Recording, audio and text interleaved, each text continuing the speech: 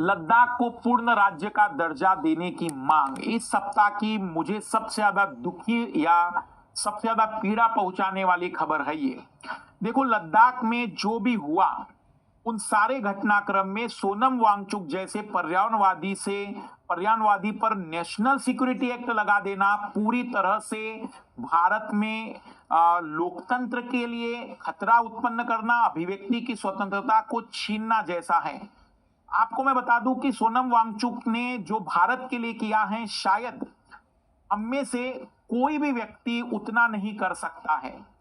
और अगर एक ऐसा व्यक्ति जो भारत के लिए इतने काम कर चुका है वो देशद्रोही है, तो फिर मुझे लगता है कि दुनिया में भारत का कोई भी नागरिक देशभक्त हो ही नहीं सकता है, क्योंकि ऐसे व्यक्ति को देशद्रोह जैसे कानून के तहत गिरफ्तार करना सबसे बुरा है।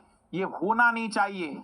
मैं कहूंगा कि आप जहां पर भी जिस तरीके से भी इस बात का विरोध कर सकते हैं, ये जरूरी है ताकि ये क्लियरिटी बता दी जाए कि भारत में लोकतंत्र है और किसी की भी आवाज को केवल भारत की सुरक्षा के आधार पर बंद नहीं किया जा सकता। सबसे पहला, सोनम वांगचुक वही व्यक्ति है जिन्होंने लद्दाख में पानी की समस्या को हल करने के लिए आइस स्तूप का कंसेप्ट लाया और इसे दुनिया भर ने सराहा। स्विट्जरलैंड तक ने इसको अपने देश में लाने का प्रयास किया। दूसरा, सोनम वांगचुक वही व्यक्ति है जिन्होंने गलवान घाटी में भारतीय सैनिकों के लिए ऐसे टेंट निर्मित किए कि बाहर का तापमान भले ही -22 या नेगेटिव में चला जाए, लेकिन अंदर का तापमान 10-15 डिग्री सेल्सियस रहेगा। साधारण टेंट की बात कर रहा हूं मैं। सोनम वांगचुक वही है जिन्होंने एक सेकमॉल स्कूल बनाया है, 3 इडियट जिन पर आधारित है। 400 से ज्यादा पेटेंट है इस व्यक्ति के नाम पर।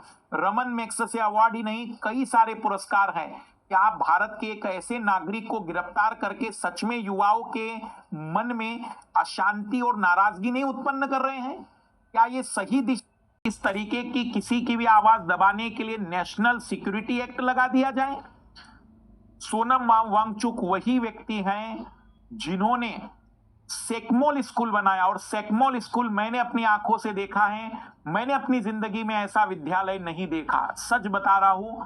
अद्भुत विद्यालय है, स्वतः चलने वाला विद्यालय है, और उस विद्यालय में प्रवेश उन बच्चों को मिलता है जो सामान्य परीक्षाओं में फेल हो जाते हैं। मतलब जो 10वीं 12वीं में फेल बच्चे होते हैं उनको कोई भी अच्छी रैंक वाले या अच्छे इंटेलिजेंट बच्चों को आईएएस बना सकता है, लेकिन फेल बच्चों को इस समाज में, इस तंत्र में खड़े करने का काम अगर किसी ने किया है तो सोनम वांगचुक ने किया है। मैं कहूंगा कि उन्हें, रियल में बता रहा हूं, उन्हें ऐसे व्यक्ति को भारत में बहुत अच्छे सम्मान